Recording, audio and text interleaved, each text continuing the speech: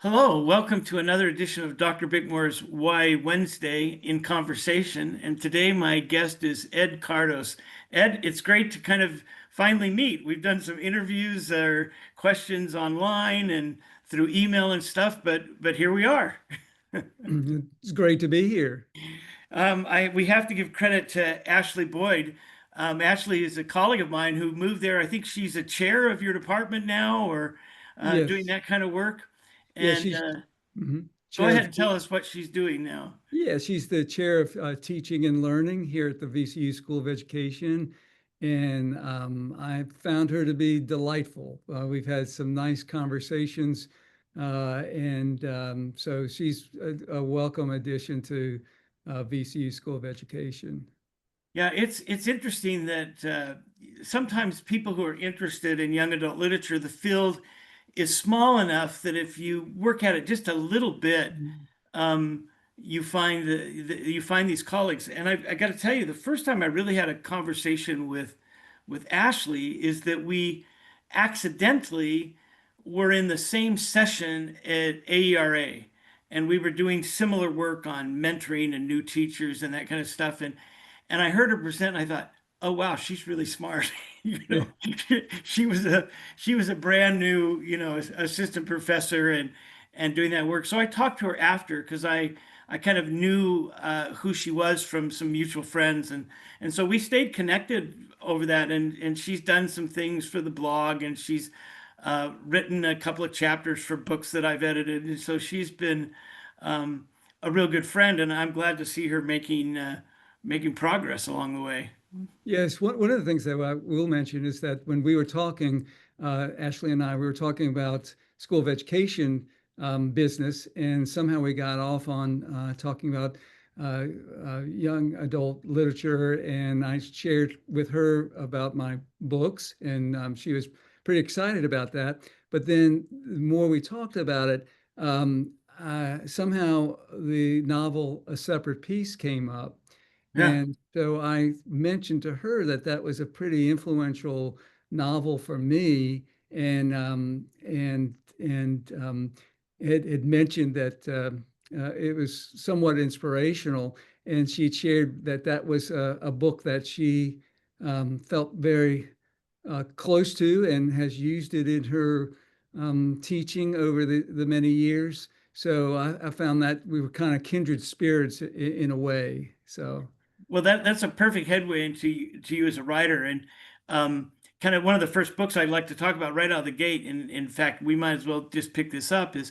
Is I taught well, I taught high school for 25 years, and many of those years I taught sophomores, and I've probably taught in those 25 years, 20 years, I probably taught a separate piece, and primarily. I liked it a lot. I liked the book a lot, but it taught so well. Mhm. It taught really well in engaging ways, and it engaged um,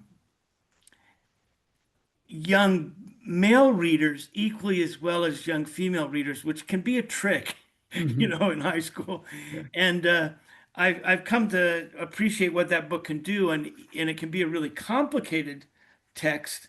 And also, by note, one of the real big editors in young adult literature is David Levithan, and David Levithan really likes this book, and he sees it as a very interesting tool, and perhaps in his mind, one of the first books that opens up possible discussions of gay themes in Mhm. literature, as well as other things. But David and I have presented on a separate piece, and books that are connected to the private school or the boarding school Mhm. theme,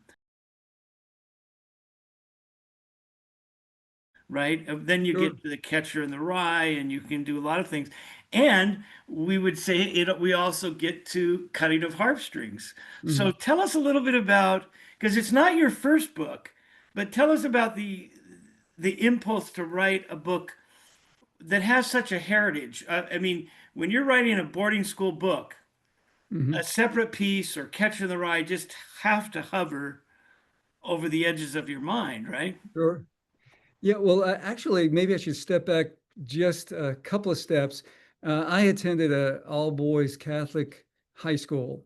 Wasn't a boarding school, but it was definitely a different dynamic than a lot of my friends who are, of course, at public schools or other kinds of schools. So when I always felt I was a fairly creative person, loved to paint, play the piano.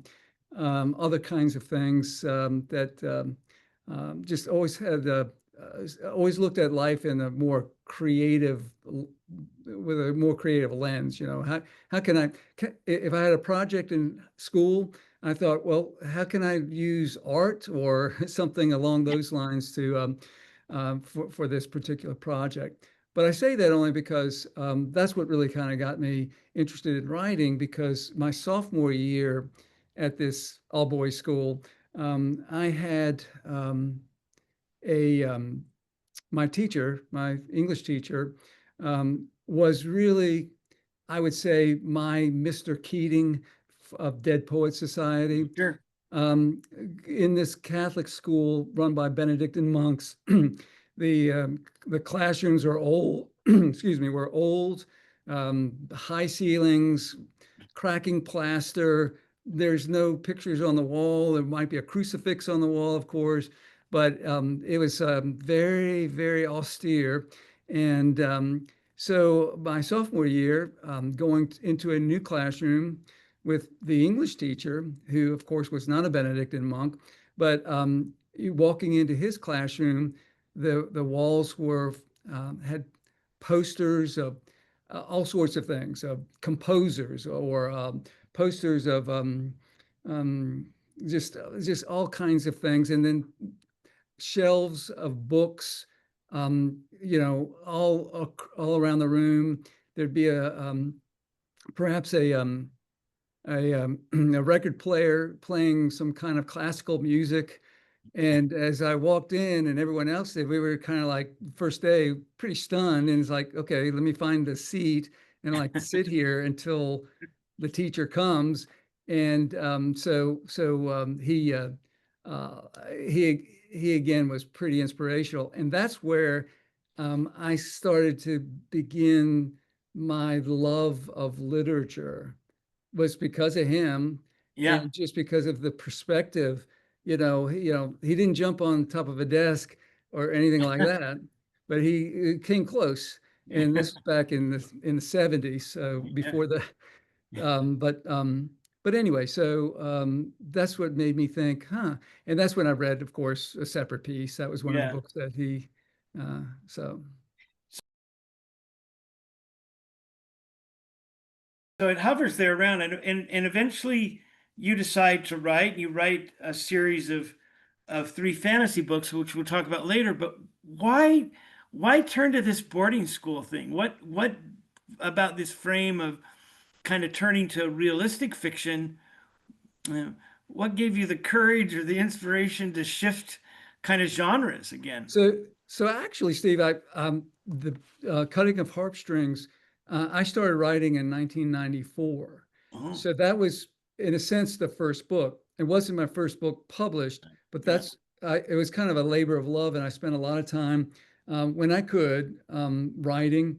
And what I was thinking about at the time was that I really I wanted to share a story that um, was about um, friendship and from a male perspective.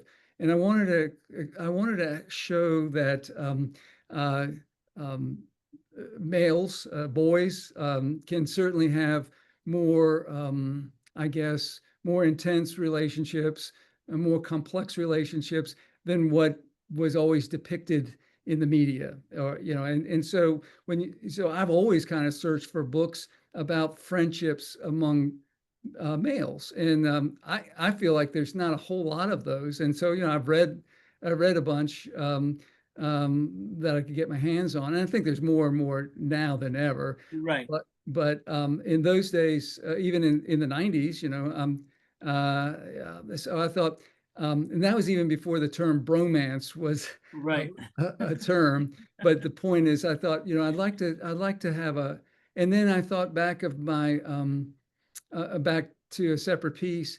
And then I thought to myself, I'd like to write a book that has the complexity of a relationship, but I also want it to be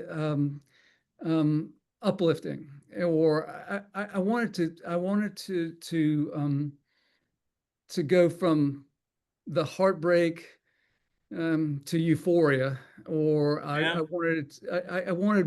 I wanted the full range of emotions to be depicted in the story. And so I just thought, well, this is what I'll write about. That, like you say, it does do both. I'll grant you that. But one of the things I think helps you do that is the fact that it's a frame narration, right? That it has this coming and going. Do you want to talk a little bit about that structure where Eli, the main character, has a chance to talk with, almost by chance, he Yes. runs into an older gentleman with, he's an adult at this time, but because it's looking backwards. But tell us a little bit about that frame where Eli has the conversation with Gabe, and why you chose to use that, which I think you use very effectively throughout the course of the book. Sure.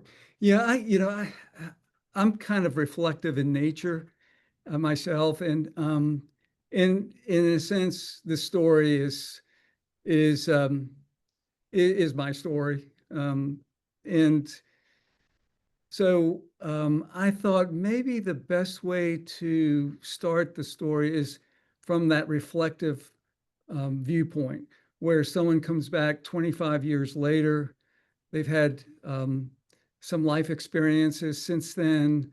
They're looking back to their younger self, and they're trying to make sense.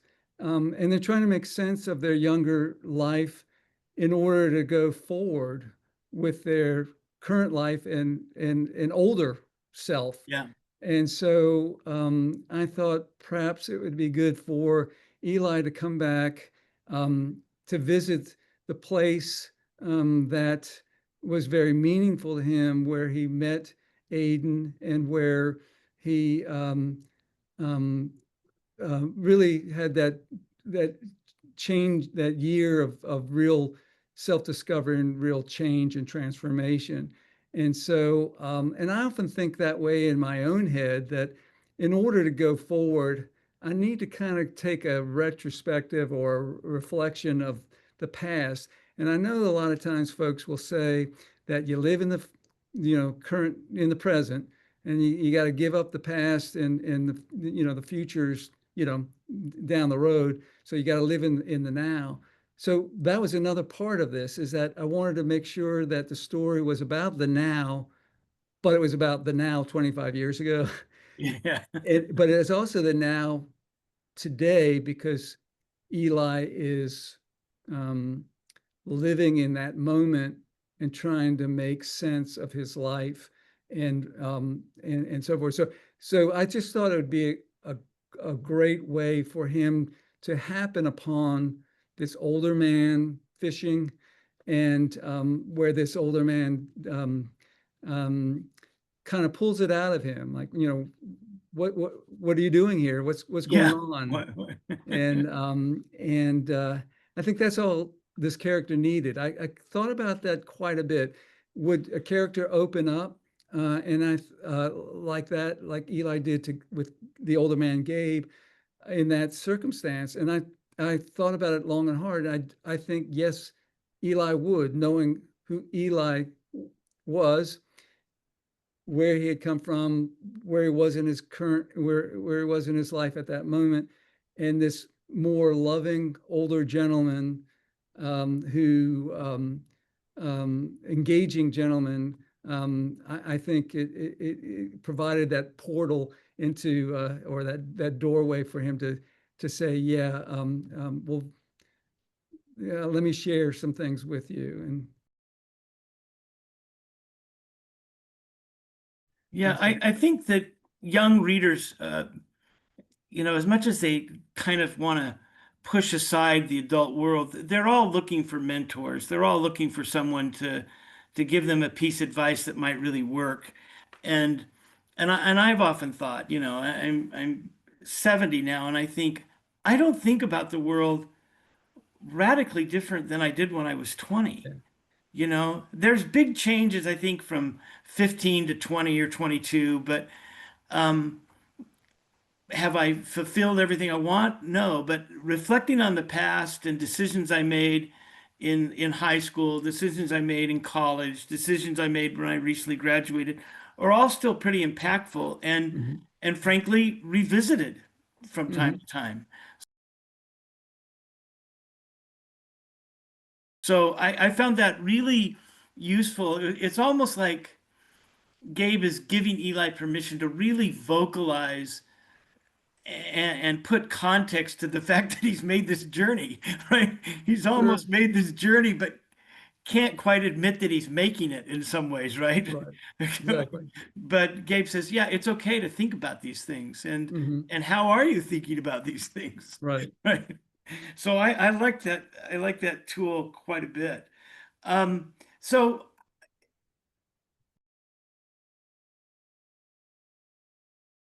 when you say you attended a Catholic school and you placed this in a Catholic school, um, did you feel like that was going to have a bigger role in the book than it ended up doing? Or because it's present and they're there, but it's not overly developed as a traumatic experience or a significantly spiritual experience either way. In my mind, it really became the boarding school, a school that was away, right? Yes.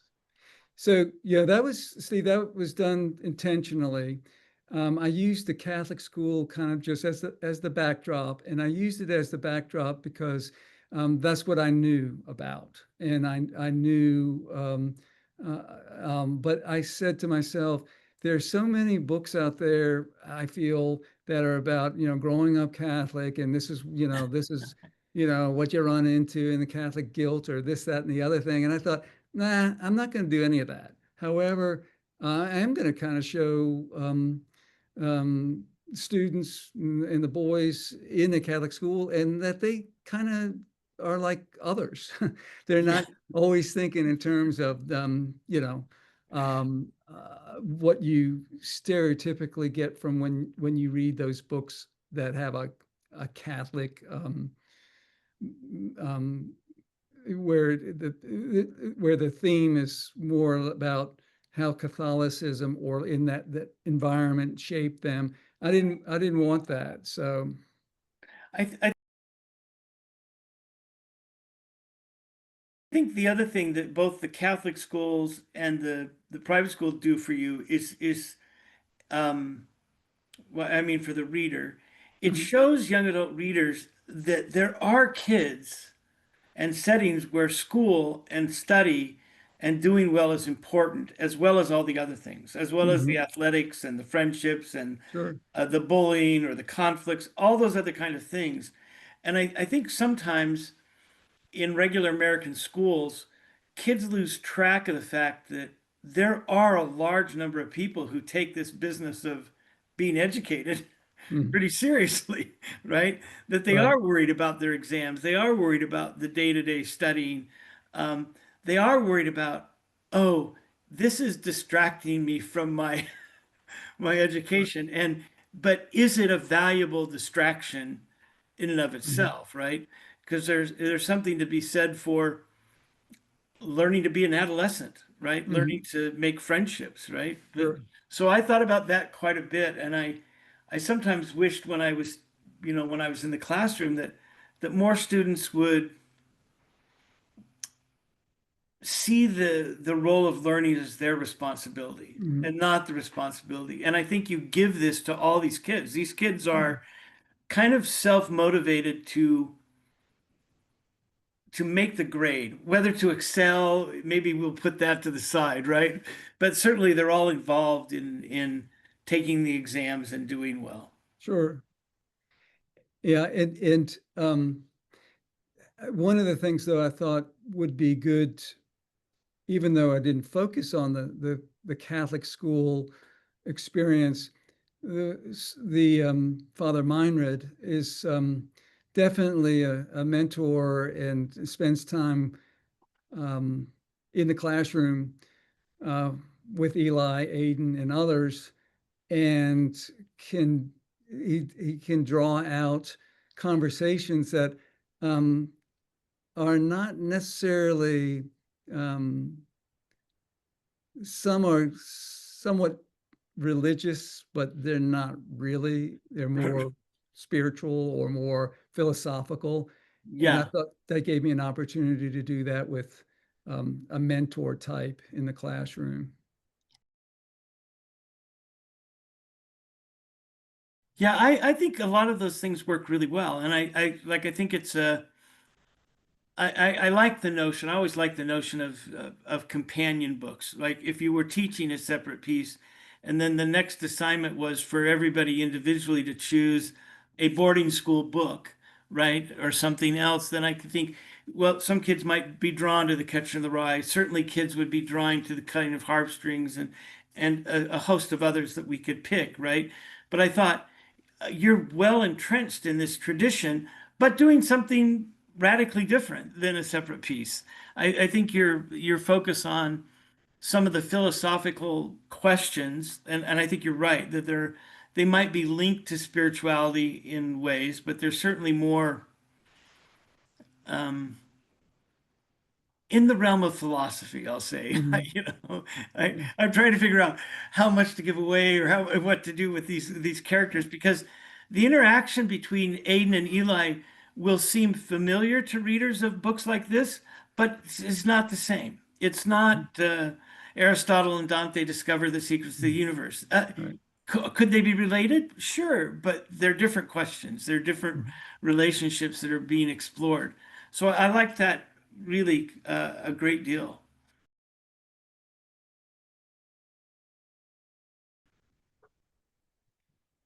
Well, I think let's transition a little bit. You said it wasn't your first. Started writing it first, but you ended up with a trilogy of books, Yes. right? That Yes. we could Mhm. talk about. So tell everybody about kind of how these came to be. The tell it you put it in your words. I don't want to Okay. put words into it. So you tell us where it came from and how it came to be. Sure. Yeah. Kind of going back to what I said earlier, and as a kid, always being drawn to the more creative things in life, whether that means writing or reading, playing the piano or painting a picture. Um, and also I did I made films as well. So I Huh? was really into it as a young person. But so the thing about it is, I've always been fascinated with fantasy, with those kinds of stories, and I never thought of myself as a fantasy writer. However, I had been spending time on Cutting of Harp Strings, and which to me is a literary novel. And I thought, well, it's nothing like fantasy. But I felt like what I wanted to do is I wanted to try something else. And I thought, well, what should that be? And I thought, well, I don't know if I'm up for a fantasy journey, but I've always been drawn to those stories. And having four children, all grown now, but and having to and reliving stories with them over the time, over their childhood, I got to a certain point. I guess it was maybe 2013 or 2011, I guess is when it was, when I first started writing the Amulet, Journey to Sirok. And I just said, well, I'm just going to go ahead and do it. I think um, I, um, I think of myself as a student of Joseph Campbell. I had read all of his work or many of his works. I was very fascinated with the hero's journey. I saw that the hero's journey is prevalent in stories for thousands of years. Yeah. It's how we tell stories, and what fascinated me too is that in the Incas of Peru are using the same hero's journey format as those in Europe Yeah. and everywhere else. And I thought, well, I'm gonna really I'm gonna do that. So when I came up with the Amulet, um, I wanted a story about um, a story of a young man who is learning to, well, again, another self-discovery concept in that um, I wanted the character to be true to themselves. And I feel like what I said in that, or what I was conveying in that book is that um, we don't follow our heart for a number of reasons. And those reasons being society tells us that following our heart is not right. We need to be like everyone else. We got to fall in line. Society tells us that we should we can do those. Tells us those things. And then I thought another reason we don't follow our heart or be true to ourselves is because of fear. Sometimes Yeah. it's scary to follow your heart, to be true to yourself, to be authentic to your very nature. And then guilt. Sometimes it's, well, I'm spending time focus on myself and what I need to do and where I want to be. And we feel like, well, maybe we should be doing other things and so forth. So I felt like there's three main reasons why we're not authentic. And I thought, well, this would be good for young readers to learn while they're in that stage of their life where they're trying to figure out where they are in their life, what kind of person do they want to be, or where the path is leading them. And that and I thought um, um, Elias in this case wants to be an artist and is being told that's not what he should be doing with his life. And so his grandmother helps him and says, you need to you know go into, I don't know how much I should say. I have not thought, but you need to go on a journey, your own journey, and you will learn to be your authentic self by going into this enchanted world and finding the omens along the way and interpreting those omens, and you will learn to be who you are by taking this kind of a journey. Well, I think that's a good introduction to the books, that do, and I wonder, you know, young people are all taking this journey, but it seems to me more and more they're unaware that they're on the journey, Mhm. right? Right. They're doing all these other kinds of things, being hyper involved in a social media space or other places, but they're unaware that between the time they're 12 and 21, somewhere in there pretty soon, people turn over the world to them and say, you need to make your way now, Mhm.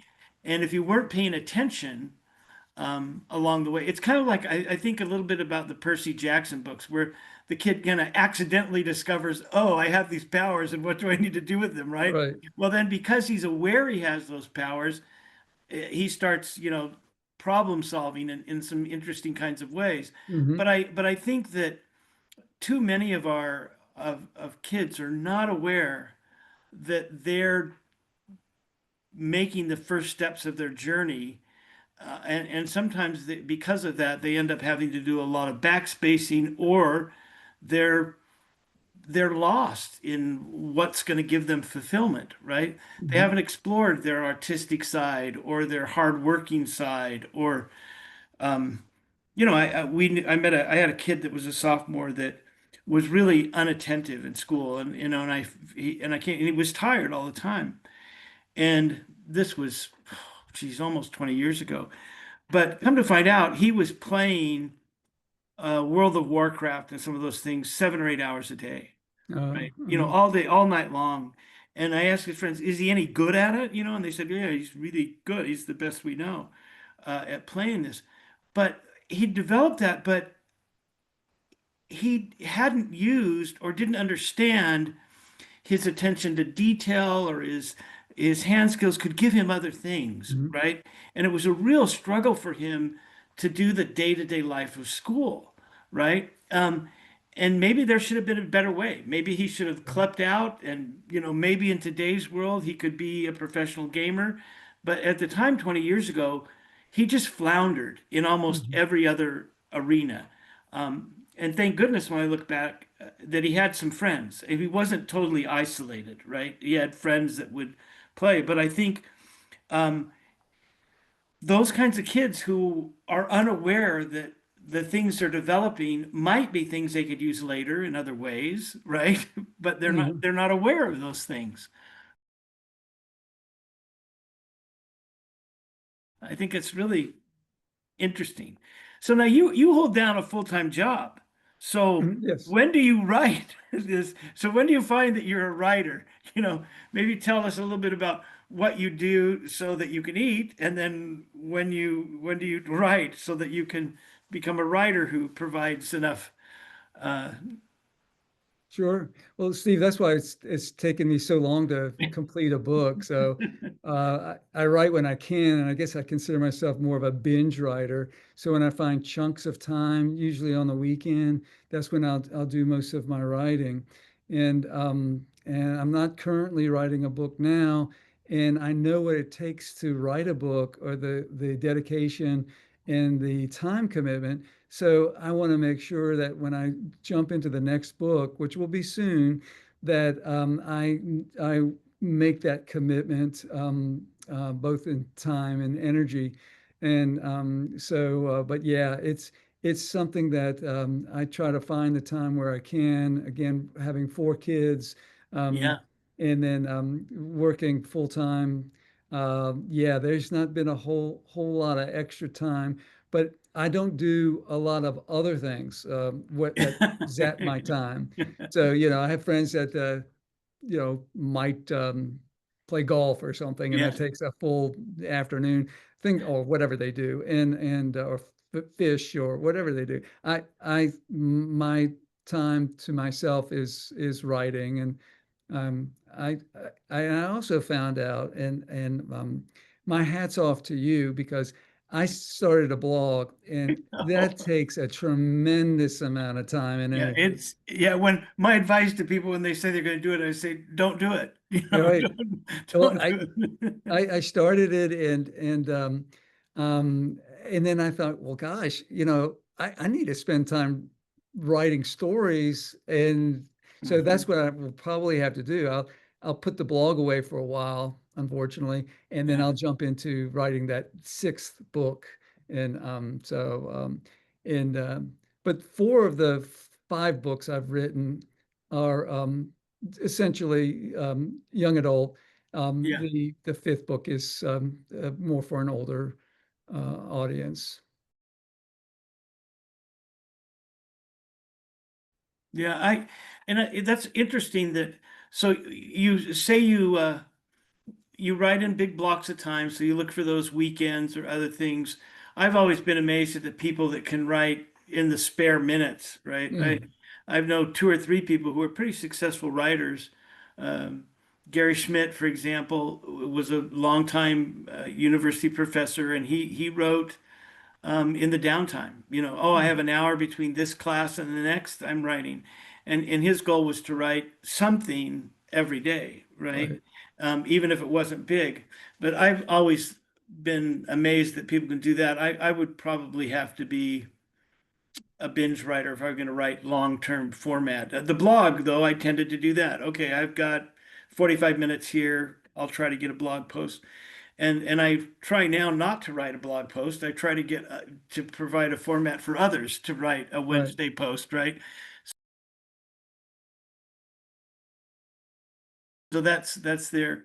So I'm really interested though in and one of the things teachers are always interested in, how do you know you have a chapter draft, and then how do you revise? Do you try to get X done and then go back and revise? Do you revise every time you start again? What does revision look like for you, both along the way and when you have something that you might call the completed first thing, right? I even hate to use the word draft, right?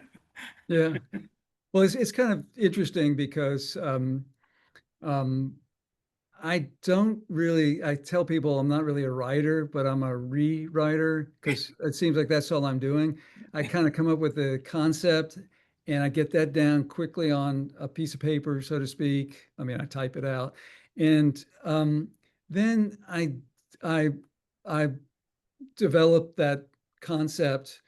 And first of all, I've got an outline. So I mean, when I think in terms of the chapter, I just get that chapter down, and it's not pretty. It doesn't sound good, doesn't look good.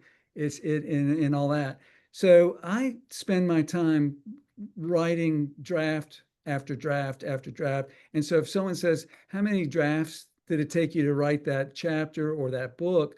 I have no idea because I'm constantly rewriting it. Now I'll put it aside and say, okay, I need a day or two and let this thing kind of just um, um, sit there for a while and come back with fresh eyes.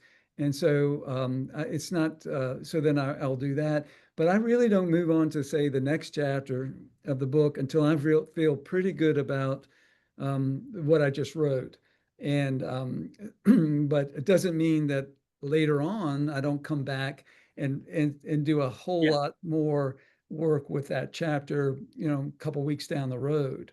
So Yeah. that's So kind of how. there's a lot of revision as you go. You're trying to polish as much as you can. And then when you finally get a finished, all those things have been, all those chapters have been nurtured, everything's put together. Is it then, okay, you print it all out, you get a pencil, you start reading it from the beginning to the end with trying to see what works, what doesn't work, what needs to be moved around? How does that look like, and how daunting is that? Yeah, actually, I don't print it out at that point, but I do go back and I am moving huge chunks around that way. But I always make sure I save whatever it is, so that if I move things a little too much, it's like, oh, I got to go back to what I Yeah, did, an hour ago or 2 hours ago or yesterday. So I do it all on the screen. But then I guess when it gets to the really at the end where I feel like, okay, I need to print this off. I got to read it like a book. yeah, I need a physical copy. Then I'll make some notes on that at that time. yeah. It's great. Do you use just Word, or do you use one of those writing programs? I just use Word, Yeah. and I have attempted to very little success to write both the Amulet and Cutting of Harp Strings as a screenplay. Oh, And that's when I've used screenplay software. oh, But I there's it's a huge difference between writing a novel and a screenplay. yeah, And yeah, but I will say this, that helped me because when you write, so when I wrote it as a screenplay, then you're thinking of action and dialogue. And so when you convert a story to action and dialogue, and then you go back to the prose, and then yeah, you can kind of go, oh, okay, I need to do something a little different to the novel. I need to, yeah. and so it gives you another perspective. So I find that to be a good exercise, but I mean, I don't recommend it to write a screenplay, To but write them it both. has helped me in my writing process. That's fascinating to think about that. So yeah, I'm always amazed at how people, you know, do that. I'm glad to hear you say you work from an outline. I can't imagine thinking of a book. I'm well aware that it's going to change, right? As I hear a lot of authors say, well, characters will tell me where to go next, right? And I say, well, don't you have an outline? Yeah, but sometimes the character's telling me that something has to happen differently, right?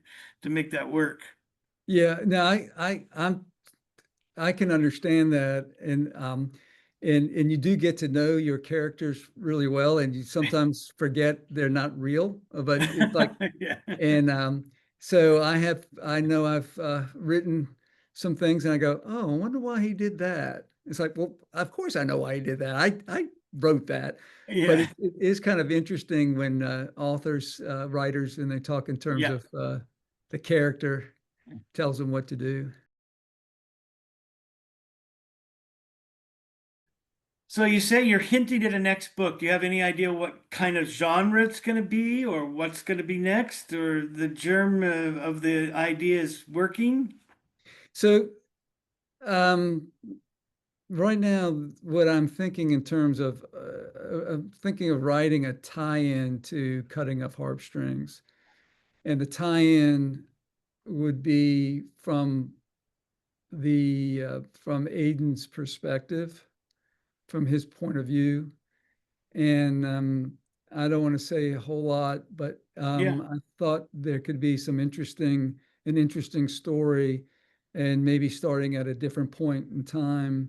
yeah, And I thought that could be kind of a cool story, because I really, without sounding cliche, I mean, I do want my writing to be like have all five senses. I want mm, people to taste it and to feel it and to see it and to, all of that. And even that sixth sense where it's like, I want there to be something else about about it, and so the emotional and more complex journey in a character's life, it fascinates me, and I know it fascinates others, maybe not everyone, but yeah, so I want my next story to be that way, and I did that to a certain extent with the fantasy series, yeah. with the Elias Chronicles, which would be the entire series of the three books. And but I thought I'm happy with how I presented his journey as well. That's great. Well, geez, Ed, it's been great to talk with you and get this conversation going. I really thoroughly enjoyed reading The Cutting of Harp Strings and started the first series of this, and will keep you posted as I go over time.